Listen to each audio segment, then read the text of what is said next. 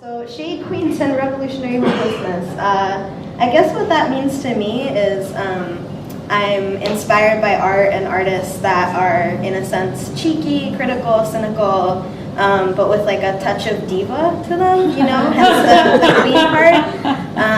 And revolutionary hopelessness meaning that sort of like in order for us to move toward change, like we need to embody some sort of hopelessness against the systems that we're trying to transform.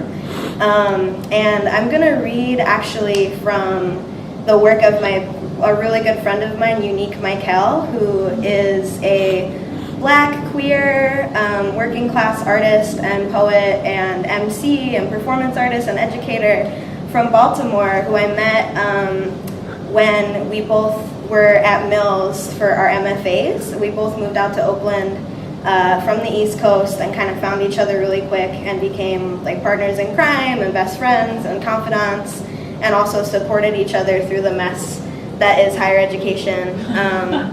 And recently we actually collaborated together on a performance and on a chapbook of poems that kind of address this revolutionary hopelessness and sort of are like, you know, like a critical yet cheeky response to gentrification in the Bay Area, and also sort of an indictment of the hypocrisy within queer and trans and radical communities in the Bay.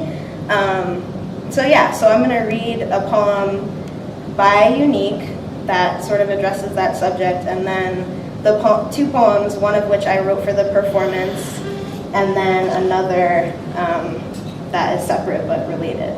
So this is Unique's poem, and it's titled Trigger Warnifesto. We wallow in pain and consider it freedom, call each other the names we have longed to be, lift each other up from a system that's corrupt, but in turn create another under the guise of family.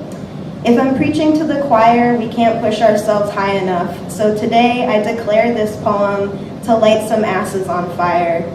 Is it just me, or is community a synonym for the overly educated, validation for the pushy, to push degrees in your face, stamping checks, balances, and boundaries on skin, a synonym for safe space? Exhibit A, we have forgotten how to breathe.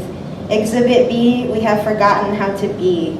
There are some folks here who need a bit of warning before you go into any distressing topics such as capitalism, blackness, the tech industry, gentrification, and passing someone on the street and sniffing when uncomfortable. Exhibit C, we have forgotten how to speak. Facebook, the new mouth, new network, determines whose voices are in. 15 likes for every word learned in college in your status. 25 guaranteed to he who thought his status would end white supremacy. 35 or more to intersectional identities who forgot taking up space is still applicable to you. 1 like for every minute your ego is blemished if no one pays any attention to you. Heartbroken. Freedom, the buzzword trending, but no one can seem to agree on how. The people in this tent mark the people of dissent, so now they'll never work in this town again. Everyone notices their void in gallery spaces. Nobody whispers a thing. Oh well, more room for looped conversations with those friends who flattered, flirted, or fucked their way into the circle. Rolling off the tongue, anti, everything that isn't you. Transplants discuss dirty hipsters amongst themselves as if they didn't sign a lease with rotten slumlords too. Foreclosed drywalls look flawless underneath your tapestry, fake hardwood floors, tip-top foundation for your sneaks. Look me in the face from across the room and don't even speak, because I don't know none of the names you've dropped at me this week. We have forgotten how to breathe. Are you mid-meditation, picking apart problems of the pits of society, each block on city grids rife with depression, anxiety, now viewed as validation to be an asshole publicly? If I said half the shit that's said to me, I'd be cast with gemstones and sailed out to sea. But somehow this gives license to speak whatever is on your conscience. And I'm supposed to practice active listening with thee. I know we arrived here with a thirst for more, found our folks and places, free to walk our truths in, but 3-hour conversations don't bring us any closer to solutions, to these urban ills you speak so eloquently about. still obsessed with profit, digging in the pockets of broke folk no one turned away for lack of funds. But I watch your pupils judge if we do this more than once, as if you don't have this same event every month. Sense of entitlement shot to the roof of Goldman Sachs, laughter abandoned, too stressed out by revolution to relax, proof and evidence of those raised with platinum spoons, fed organic baby food, and those of us who caught the bus had to suck up the formula, dripping from our lips. Did all the jargon close up your larynx, so now you forgot how to be straight up with me? Instead of walking on cage-free eggshells. Oh wait, you're vegan, I'm sorry. Exhibit D, where have you fucked up in dialogue lately? Will riots break out again if we all get along? System wants us distanced, divided, conquered, instant. I wouldn't present this if I didn't feel it was intrinsic to the truth that lies within our ability to heal. I'm still worthy of love, even if I eat meat, even if I talk with speech the opposite of my degrees, even if I go to parties to dance and not to preach, even if I'm late to everything, even if we disagree. Can we move past our fears to newness? Can we lift each other up, hold each other? Can we do this? If not, I'll watch your movement march down the streets without me, catch up with you later, armed with a fist of sunflower seeds. So that's Unique's poem. And now on to me. Okay, so this poem is called One Would Say That These Were His Treasures and That His Heart Was There. And I guess I'm from New York, so this is like a New York poem. I go home to the thought room with no light save for the strip of moon or street lamp above the blocked out purple curtain. It's the same here, but it isn't the same light. It's higher and less filtered by muggy haze. Or I am missing the summer, showing itself in the orange bulbs, marking every midpoint and more, sizzling in the evening heat on the avenue or boulevard, still awake with people. It was lovely to be away then, childhood of streets and jelly shoes, broken hydrants, blisters, and August silhouettes of maple leaves penciled in blue on pavement, watching the wind and its puppetry from a stoop step. Every night, urban pastoral, a dream of somewhere else, looking at you from a window adorned with bars meant to save me from plummeting to the bottom, before my time, before Queens and Brooklyn meant anything, but barren orange lived in light of late evening. In the SF Queer Youth Coordinator job interview, I talked about riding the subway till the end of the line and back all night, basically a child, young and full of no one, but a mention in a book I so much loved and felt myself in. At night, a child, young, screaming, "What's up, buddy?" to those who can't handle what I look like. So beautiful, so awful, so everything I've ever wanted to be noticed and not for. So I know what it means to be lonely and not have a person next to you vying for nothing but recognition. It can be so sweet, so beautiful, so awful, so everything in all its imperfections. I wonder if my love will go as far, will ride its way back to me in the night on a line that doesn't exist. It feels shitty to care about loss of a line you loved, made, and destroyed for best impact. Who needs to find home and who it doesn't matter for if they do or don't. I don't know, maybe it doesn't mean as much as I make it. I haven't been anywhere in a while anymore. I love the city that made me as I love the trauma that brought me to leaving, always fighting the gentrified heart that trundles among entrails. The shit looks the same anywhere. The tracks could lead you home if you let it, if you look hard or not enough. It may seem the same journey, same hopelessness, which feels almost lovely, feels almost noble when you find a heart that pulses as shoddily as yours. Wherever you are, the cardiologist doesn't understand why so irregular, why so specifically different than anyone else's. The point of reference doesn't include your heart or mine.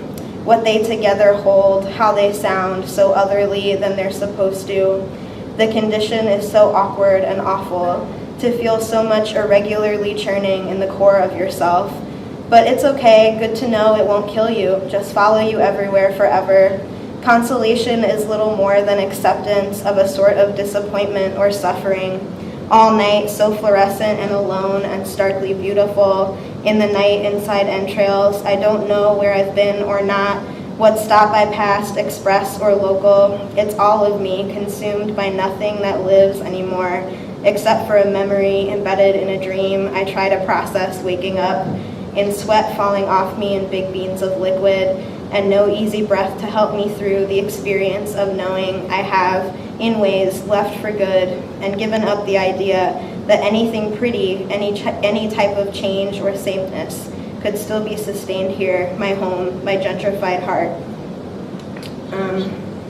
And then my last poem is currently titleless, but this is the one that me and Unique collaborated on. Cool, thank you. Mic problems. Okay. What to do with all this anger, what to do with regret and dead hope to connect here where they said find yourself and your people, kindred, radical, artistic spirits, I guess that's what they said, not political, inhospitable figureheads of intersectional revolution and community I met 666 plus times and more, yet blank glance in my direction met with my own dead glare of a ghost at the question, oh hi, do I know you? Have I seen you someplace before? Yeah, that's why, darling, it's incredible how I am so inevitably forgettable. We met at the anti-oppression radical community bookstore event or anti-establishmentarian all-inclusive power-disrupting potluck brunch or any number of superficial social circle jerk functions conveniently branded as some flimsy attempt at deconstruction of structure, something other than what it is, just shooting the shit with the over-educated upper echelon, crusty with scent-free facial emulsifiers and ethically stitched $260 knit sweaters and locally crafted Lettermans patched with Black Power fists and feminist slogans. The revolution will be enterprised. Oh, oops, wait, did I say overeducated upper crust? Duh, I meant underprivileged and unfortunate. Like, oh my God, you don't know how hard it's been for me to grow up with an expected trajectory of higher ed and fight my way into urban poverty, only to be economically successful at being an outsider artist and be criticized for it on the internet. Like, life is so hard for me, okay?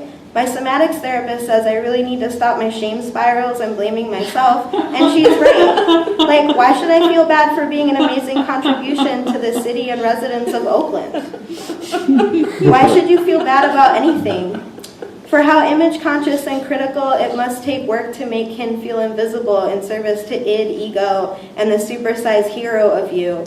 Got so much dynamic outward analysis, yet it seems the mirror rarely turns in on yourself. Just the faulted faces of everyone else. Oops, I'm sorry. I forgot you're perfect, infallible, immune, and exempt, queen of the underrepresented, radical royalty the world owes you, rose petals, organic, and non-genetically modified. So you can feel good about consumption and treating yourself. You deserve it. You deserve everything. Don't forget. It's as if entitlement's a word you haven't learned yet, but you're so intelligent. I'm surprised. The theory fell short of a call to a first-person process moment of you as a radical actor and proponent of the complex reality governing how unsafe this space is, how unseen this face is, how lacking in actual analysis of class and position, that thin thread of a line between conscious and fascist, romantic capitalism rewrapped as radical modalities of polyamorous attraction.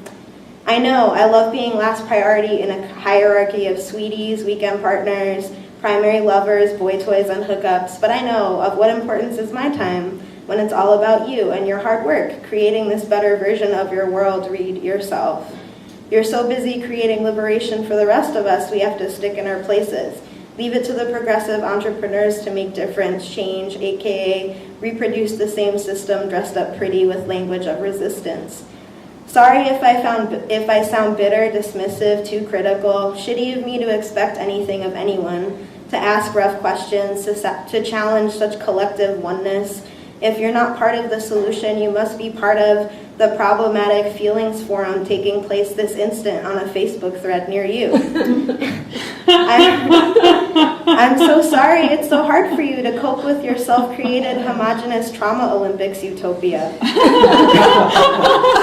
Owning up to your mediocre attempts Owning up to your mediocre attempts at transformative collective expression must be really tough. I get it. I guess I'm not enough into artificial surface personal interaction and not serving enough nonprofit industrial complex young professional realness, not navigating the complex intricacies of a contested identity in an increasingly polarized city enough, not crouched and ready with plant-based, plastic-free sneakers keying at the starting line of the internalized trauma race, gossiping about who will win worst repressed suburban childhood and best grown-up status quo rebellion. So what to do with anger, what to do with regret, dead hope to connect, what to do with the finger curled around the trigger, revolver ready to pop off at any given second. Thank you.